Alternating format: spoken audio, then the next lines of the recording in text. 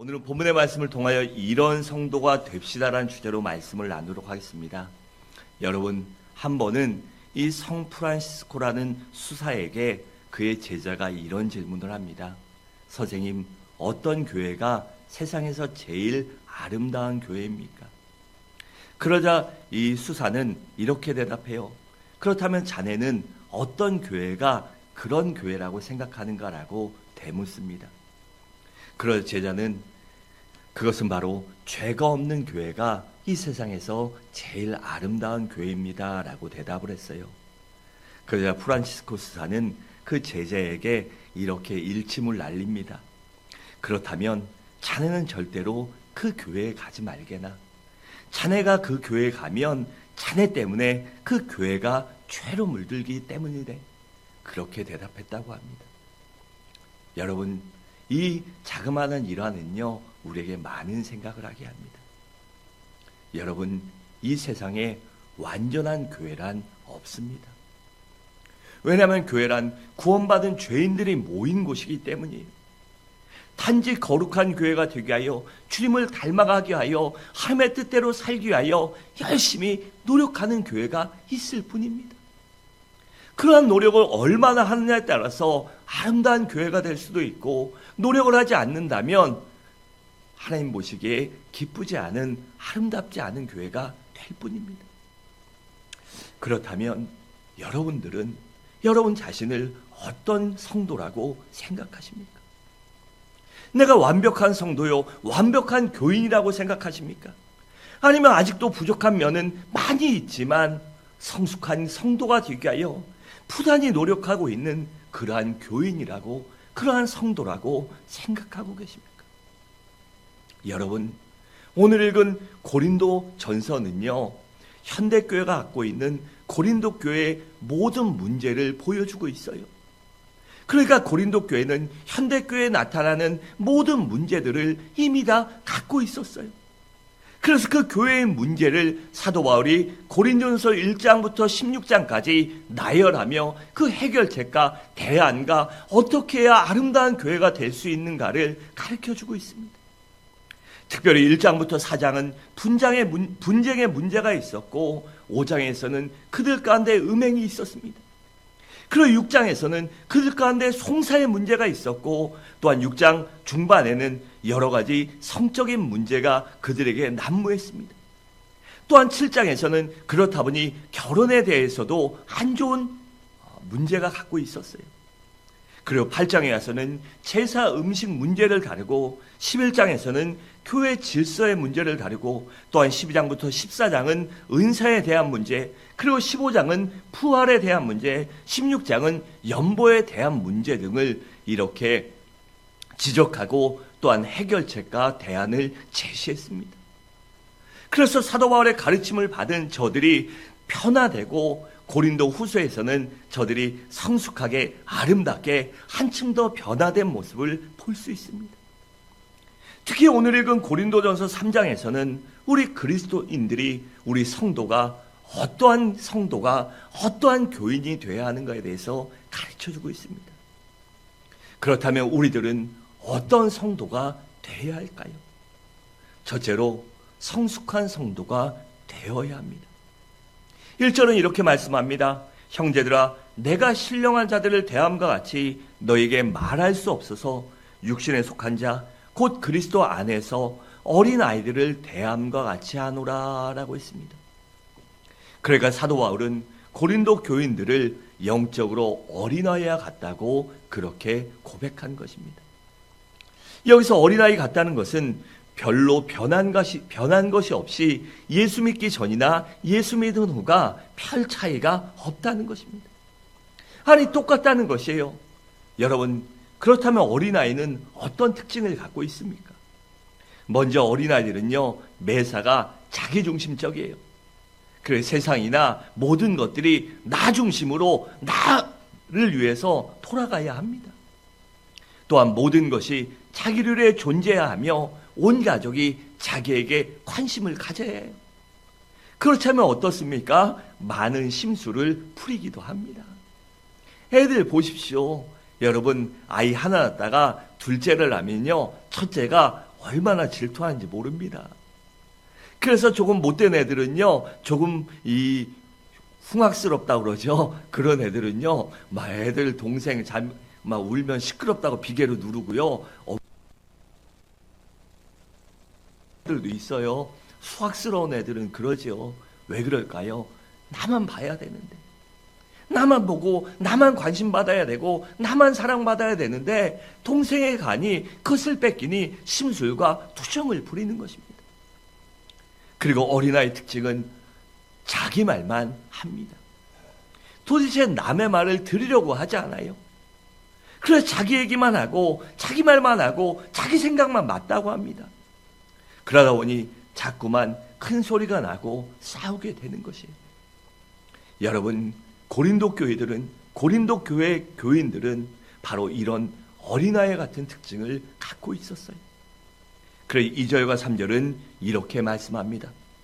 내가 너희를 젖으로 먹이고 밥으로 아니하였노니 이는 너희가 감당하지 못하였음이거냐 지금도 못하리라. 너희는 아직 육신에 속한 자로다. 너희 가운데 시기와 분쟁이 있으니 어찌 육신에 속하여 사람을 따라 행함이 아니리요라고 있습니다. 그러니까 그들은 예전에도 그랬지만 지금도 변한 게 없다는 것입니다. 여러분, 왜 교회가 시끄럽고 말이 많고 분쟁이 생기는지 아십니까? 그것은 어린아이 같은 성도가 많을 때입니다. 그러니까 나이는 어린이지만 하는 짓은 어린아이가 같기 때문에 그러한 문제가 발생하는 거예요. 그런 사람이 바로 육신에 속한 사람이라고 성경은 말씀합니다. 여러분, 그렇다면 육신에 속한 사람의 특징은 무엇일까요? 갈라디아서에서는 아주 분명히 말하는데 특별히 5장 19절과 21절은 이렇게 말합니다. 육체의 일은 분명하니 곧 음행과 더러운 것과 호색과 우상숭배와 주술과 원수 맺는 것과 분쟁과 시기와 분냄과 당짓는 것과 분열함과 이단과 투기와 술취함과 방탕함과 또 그와 같은 것이라. 전에 너희에게 경계한 것 같이 경계하노니 이런 일을 하는 자들은 하나님의 나라를 유업으로 받지 못할 것이요 라고 했습니다. 여러분, 주님께서는 우리가 하루빨리 어린아이 같은 사람을 벗어나서 성숙한 그리스도인 장성한 어린이 되길 원하십니다. 다시 말해 성숙한 그리스도인으로 진정으로 거듭나길 원하십니다. 그래서 에베소서 4장 13절과 15절은 이렇게 말씀합니다. 우리가 다 하나님의 아들을 믿는 것과 아는 일에 하나가 되어 온전한 사람을 이루어 그리스도의 장성한 분량이 충만한 데까지 이르리니 이는 우리가 이제부터 어린아이가 되지 아니하여 사람의 속임수와 간사한 유혹에 빠져 온갖 교훈이 풍조에 밀려 요동하지 않게 하려 함이라. 오직 사랑 안에 참된 것을 하여 범사의 계획까지 잘할지라. 그는 그리스도 머리니 곧 그리스도라고 했습니다. 그러니까 이 말을 한마디로 말하면 성숙한 그리스도인이란, 성숙한 성도란 모든 면에서 예수를 닮은 사람을 말합니다. 여러분, 그렇다면 어떤 성도가 문제 있는 성도요, 문제 있는 교인일까요? 그것은 바로 세월이 흘러서 사춘기가 지나고 청소년기를 지나고 이 질풍노도의 시기를 지나고 청년의 시기를 지나서 장년이 되어야 하는데 그럼에도 불구하고 여전히 어린아이와 같은 모습으로 있는 사람들이 바로 문제 있는 성도입니다. 이런 사람을 심리학 용어로 성인아이라고 부르고 성경은 육에 속한 사람이라고 그렇게 부릅니다.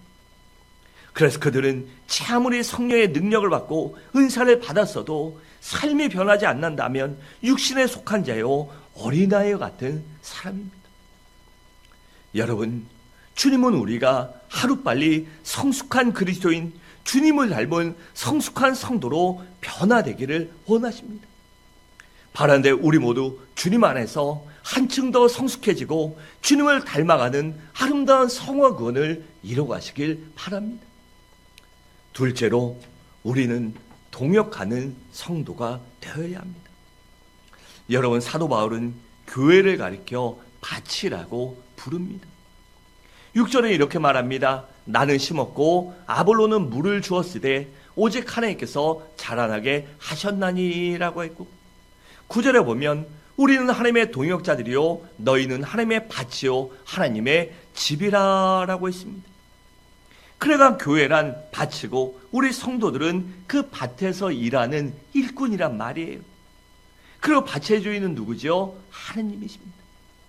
그렇다면 밭에서 일하는 일꾼에겐 무엇이 중요할까요? 그것은 바로 서로 동역하는 것이 중요합니다. 다시 말해 더불어 같이 하는 것이 중요한 것이에요.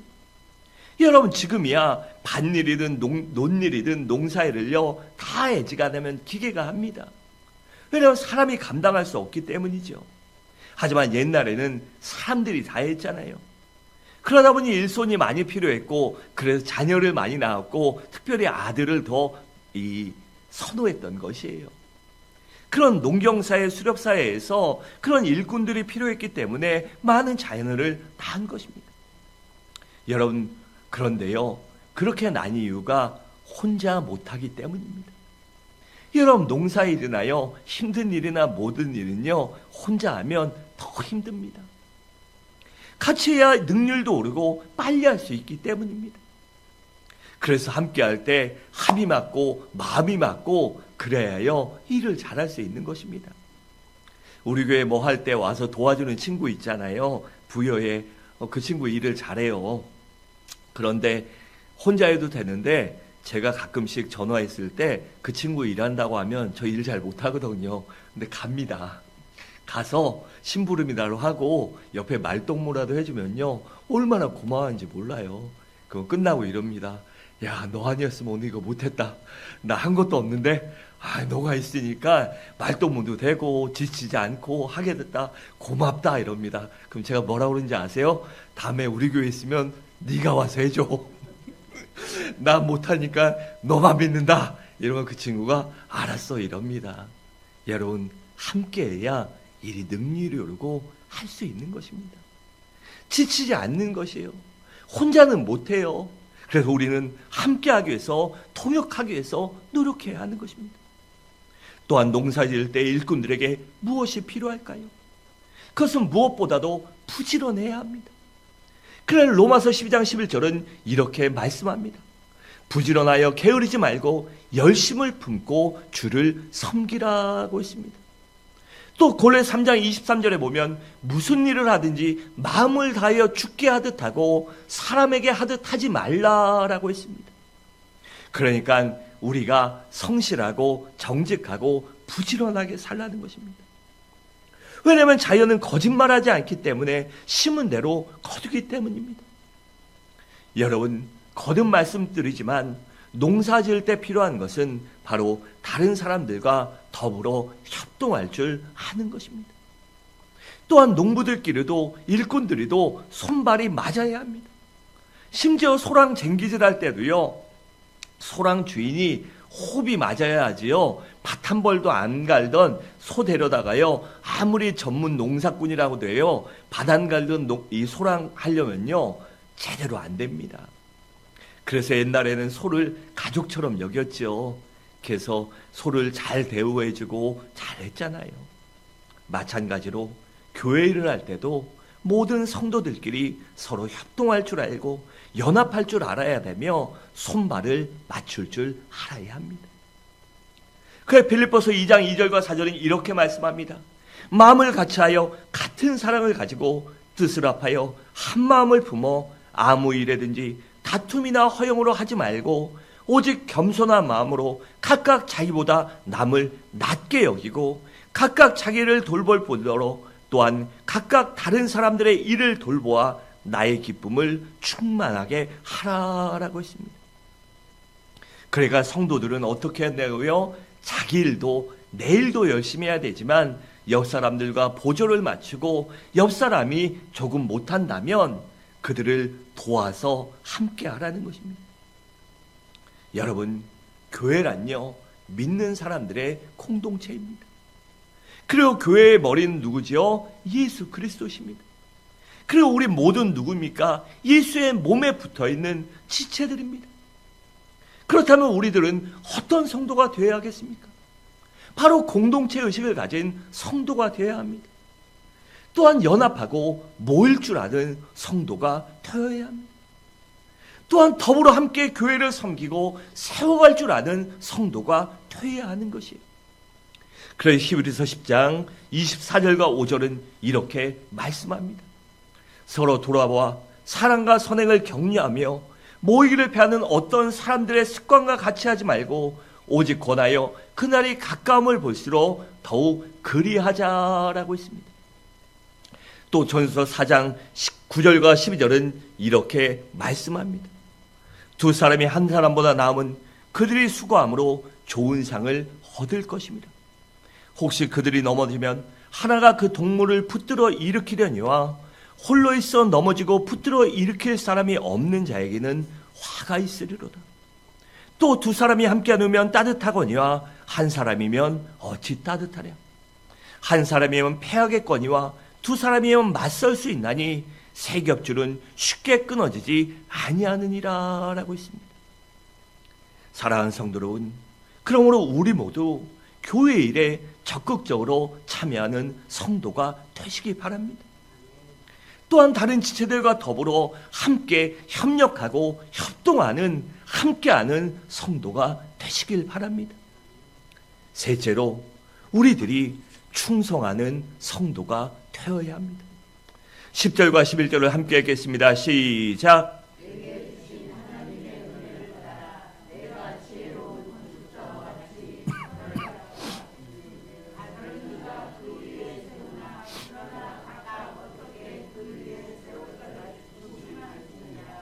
이 닦아둔 것 외에 능히 다른 터를 닦아줄 자가 없으니 이 터는 곧 예수 그리스도라. 아멘. 여러분, 지난주에 무슨 말씀 드렸죠? 지혜로운 건축자가 됩시다. 여러분, 건축을 할 때 중요한 것은요, 터놓는 것이 중요합니다. 그 다음에 뭐가 중요하죠? 기초가 중요하고 설계도도 중요하고 자재도 중요해요. 그런데 그것보다 더 중요한 것은 바로 사람입니다. 왜냐하면 터를 닦는 사람도 기초를 닦는 사람도 설계도를 그리고 이 자재를 구입하고 건축하는 모든 것들을 사람이 하기 때문이에요. 여러분, 그리스도인이란 누구일까요? 바로 그리스도인이란 교회를 세우는 일꾼들입니다. 그래서 사도 바울은 자신을 가리켜 일꾼이라고 말하고 특별히 예수의 일꾼이라고 그렇게 고백했어요.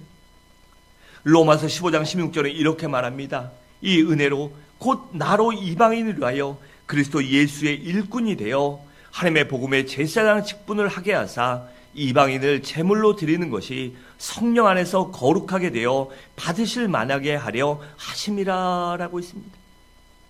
또한 사도 바울은 자신을 가리켜 복음의 일꾼이요 교회의 일꾼이라고 그렇게 고백했습니다. 골로새 1장 23절 하반절부터 25절은 이렇게 말씀합니다. 이 복음은 천하 만민에게 전파된 바요나 나 바울은 이 복음의 일꾼이 되었노라. 난 이제 너희를 위하여 받는 괴로움을 기뻐하고 그리스도의 남은 고난을 그의 몸된 교회를 위하여 내 육체에 채우노라. 내가 교회의 일꾼 된 것은 하나님이 너희를 위하여 내게 주신 직분을 따라 하나님의 말씀을 이루려 함이니라 라고 했습니다. 그러니까 바울은 자신이 일꾼이라는 그 사명감과 의식이 아주 철저했습니다. 또한 자신이 일꾼인 것을 아주 영광스럽게 여겼다는 것입니다. 그래 로마서 11장 13절에서 이렇게 고백합니다. 내가 이방인인 너에게 말하노라. 내가 이방인의 사도인 만큼 내 직분을 영광스럽게 여기노니라고 했습니다. 그렇다면 여러분들은 어떻습니까? 여러분들 자신이 교회 일꾼이라고 자처하고 있습니까? 내가 주님의 몸된 교회의 일꾼이라고 그렇게 생각하고 있냐는 것입니다. 또한 내가 교회 일꾼 된 것을 영광스럽고 자랑스럽게 여기고 계십니까? 내게 주신 직분과 사명을 그렇게 영광스럽고 자랑스럽게 여기냐는 것입니다. 여러분, 우리가 교회의 일꾼이라면요, 그것을 바울처럼 기쁨으로, 자랑으로, 감사함으로 영광스럽게 여겨야 할 것입니다. 그렇다면 우리가 이렇게 교회의 하나님의 일꾼이라면 어떤 자세로 봉사해야 할까요? 먼저는 당연한 자세로 일할 줄 알아야 합니다.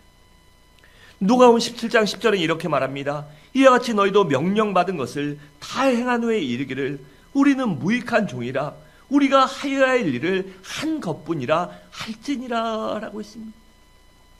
이왕 우리가 교회에서 봉사하고 성도를 섬기고 세상의 빛과 소금의 역할을 하는 것, 그것이 무엇입니까? 하나님이 나를 구원해 주셨기 때문에 그 은혜가 너무나도 감사해서 하는 것 아닙니까? 내게 직분과 사명을 주셨기 때문에 내가 해는 것 아닙니까? 여러분, 제가 가장이잖아요. 그런데 가장의 역할을 한다고 주변에서 박수갈채 받습니까? 인정받습니까? 아닙니다. 당연한 것 아닙니까? 제가 가장의 역할을 하면 가정이 무너지는 것이에요. 또 저희 아내가 어머니의 역할, 아내 역할을 안 하면 어떻습니까? 그거 한다고 칭찬받고 인정받고 사람들에게 대단하다 이런 말 안 듣습니다. 왜요? 당연한 것이기 때문입니다. 아내가 아내의 역할을 안 하고 어머니가 어머니의 역할을 안 하면요, 그 가정이 어떻습니까? 꼴이 말이 아니지요. 자녀들도 문제아이로 자라나는 것입니다. 당연한 것을 아는데 누구에게 칭찬받고 인정받습니까? 무슨 영광을 받습니까? 우리도 당연한 자세로 일해야 합니다.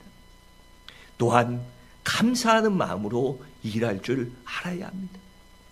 디모데전서 1장 12절은 이렇게 말씀합니다. 나를 능하게 하신 그리스도 예수 우리 주께 내가 감사함은 나를 충성되이 여겨 내게 직분을 맡기심이니라고 했습니다. 여러분, 나를 믿으셨기 때문에요, 직분을 주신 것입니다. 여러분, 사회생활 할 때도 마찬가지 아닙니까? 요즘 젊은 친구들에게 그런 말이 돌아요. 회사 가서 너무 열심히 하지 말아라. 알아도 모른 척, 해도 못하는 척 해라. 왜냐하면 아는 척하고 열심히 하면 다 네 일 된다. 여러분, 그 지혜로운 게 아닙니다. 바보 같은 거예요. 여러분, 열심히 하는 친구, 그것을 할 줄 알고 감사하는 사람을요, 어떻게 여깁니까? 그 상사가, 주인이 더 충성되어 여기고 더 많은 것을 맡깁니다. 물론 몸은 고달픕니다. 힘은 듭니다. 시간도 없고요. 어렵습니다. 하지만 그럴 때 더 인정받고 칭찬받고 더 많은 것을 맡겨주시는 것입니다. 그렇기 때문에 우리는 내게 주신 일을 감사함으로 기쁨으로 감당할 줄 알아야 합니다. 여러분, 그렇잖아요. 저도 막 전사님들 막 있고 부목사님들이 있을 때 뭐 일을 시키면요, 앞에서는 아무 말 못하죠. 근데 뒤에 가서 AC 거리고 1818 거리고 막 그 뒤에 가서 불평불만 하면은요, 어차피 교회는요, 모든 교회가 일주일이면 다 들어옵니다. 일주일이면 교회 모든 말이, 저에 대한 말은요, 다 들어와요. 모든 교회가 똑같아요. 제가 뭐 한 67교회에 있어 왔는데 다 그렇습니다. 전사님들 하는 요리 뭐 다 들어와요. 그런데 그런 친구 다음에 시킵니까? 절대 안 시킵니다. 절대 안 시켜요. 그러면 어려운 일 안 시키는데 좋은 자리 데려갈까요? 좋은데 절대 안 합니다. 그리고 교회 옮길 때 전화 오죠. 황 목사님, 여기 이전사님 냈는데 사람 어때요? 친한 사람이면 얘기하고 안 친한 사람한테 잘 모르겠어요. 잘 모르겠어요. 가까이 안 해서 잘 모르겠습니다. 그럼 그 말이 뭐예요? 못 믿는다는 거죠. 그럼 안 뽑습니다. 여러분, 주님도 마찬가지입니다. 내게 주신 일을 감사함으로 기쁨으로 할 수 있는 것, 내가 일할 수 있는 것, 봉사할 수 있는 것, 상급받을 수 있는 게, 축복받을 수 있는 게, 주님께 인정받은 것이 감사해서, 또한 나를 구원하신 것이 감사해서 기쁨으로 할 때 하나님이 더 큰 은혜를 주시는 것입니다.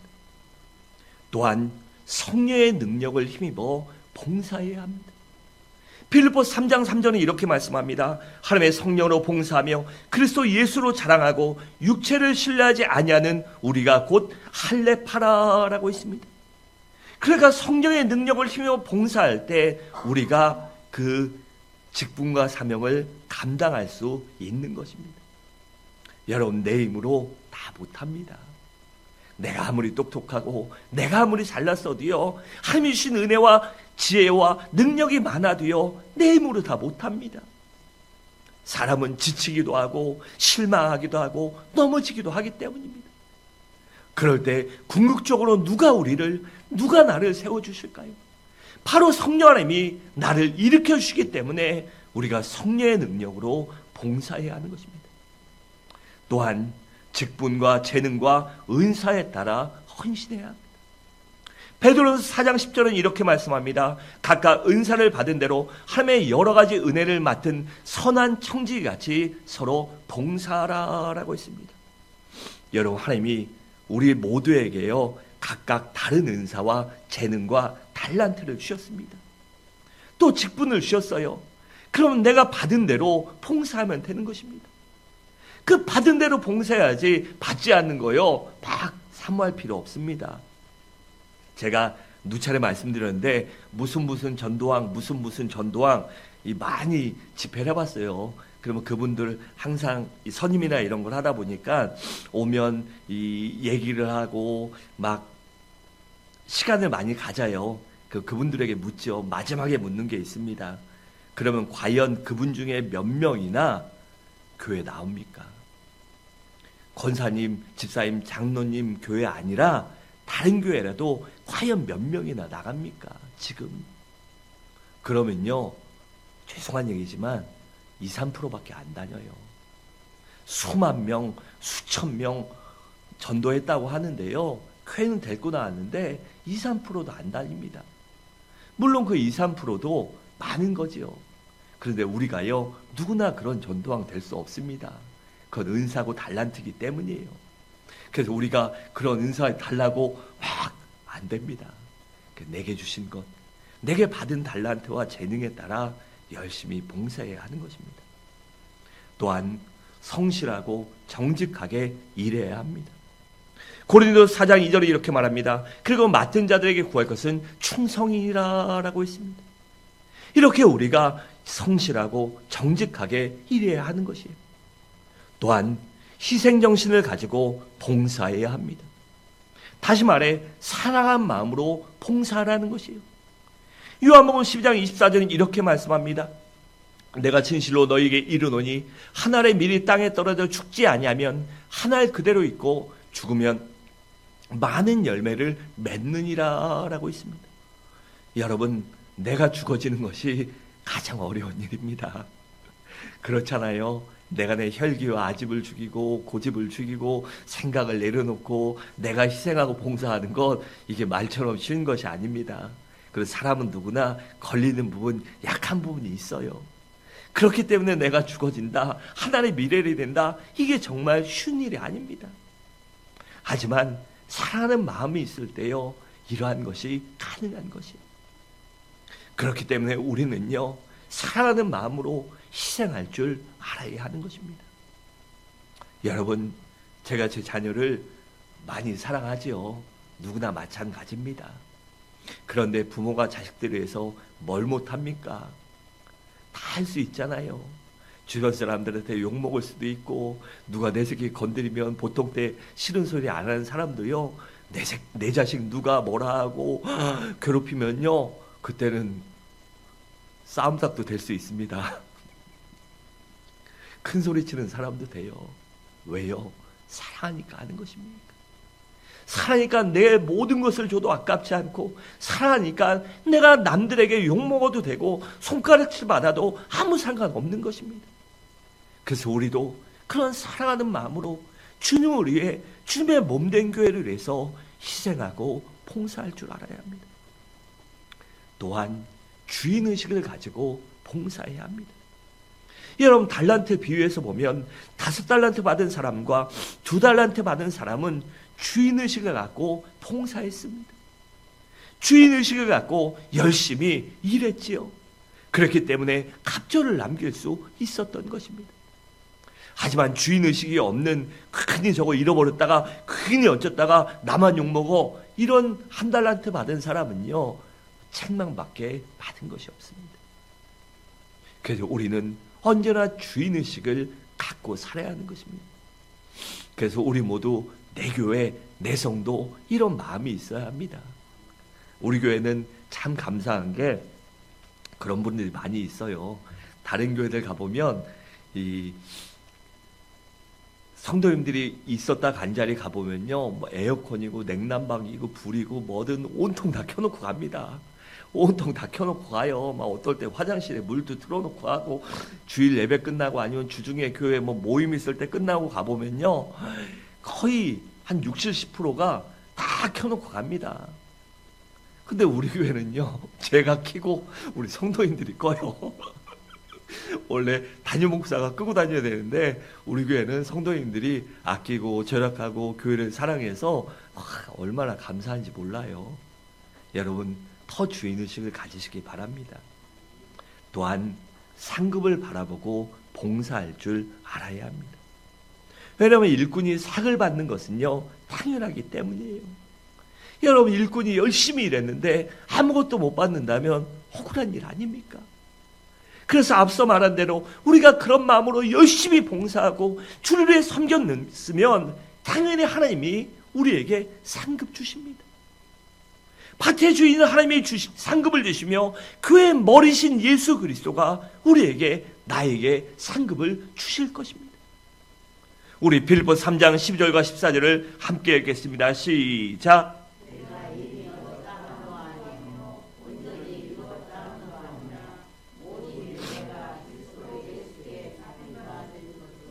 잡으려고 달려가노라. 형제들아, 나는 아직 내가 잡은 줄로 여기지 아니하고 오직 한 일, 즉 뒤에 있는 것은 잊어버리고 앞에 있는 것을 잡으려고 표대를 향하여 그리스도 예수 안에서 하나님이 위에서 부르신 부르심의 상을 위하여 달려가노라. 아멘. 여러분, 바라온대 우리 모두 주님께, 하나님께 충성된 성도가 되시길 바랍니다. 구경꾼이 아니라 일꾼이 되시기 바랍니다. 관객이 아니라 배우가 되시기 바랍니다. 관중이 아니라 선수가 되시기 바랍니다.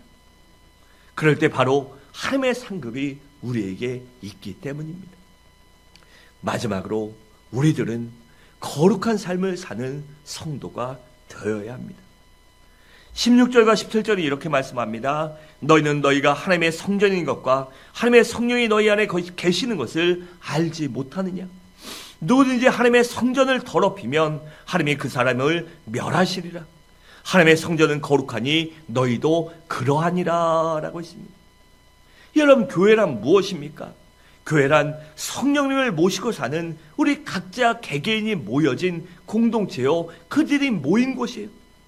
그렇다면 성령님을 모시고 사는 우리 그리스도인들이 어떻게 살아야 할까요? 당연히 거룩하게 살아야 합니다. 다시 말해 세상 사람들과 분명하게 다르게 살 줄 알아야 합니다. 그래서 우리 그리스도인들은, 우리 성도들은요, 세상 사람들과 생각하는 것도 달라야 하고 말하는 것도 달라야 하고 행동하는 것도 달라야 합니다. 또한 우리의 표정이나 언행 모든 것이 달라야 하고 사는 방법의 근본적인 패러다임이 달라야 합니다. 여러분, 교인이란 거룩한 사람들이, 따라서 신앙생활도 거룩해야 합니다. 우리의 인격도 거룩해야 되고 우리의 물질관도 거룩해야 하며 윤리도덕도 거룩해야 합니다. 세상 사람들보다 한층 높은 그러한 거룩을 추구해야 합니다. 그게 우리의 상거리나 대인관계도 거룩해야 합니다. 우리의 직업도 거룩해야 되고 우리의 출입도 거룩해야 합니다. 그게 우리는 거룩하지 않은 것, 죄 짓는 곳에 우리의 발길을 가면 안 되는 것이에요. 또한 우리가 먹는 것과 입는 것도 거룩해야 합니다. 이것은 무엇을 말할까요? 부정한 음식, 나쁜 거, 그런 걸 우리를 더럽히지 말라는 것입니다. 또한 입는 것도 우리가 외형적으로 이 사람들에게 이 불쾌감을 주거나 아니면 조금 안 좋거나 이런 것들을 하지 말라는 것이에요.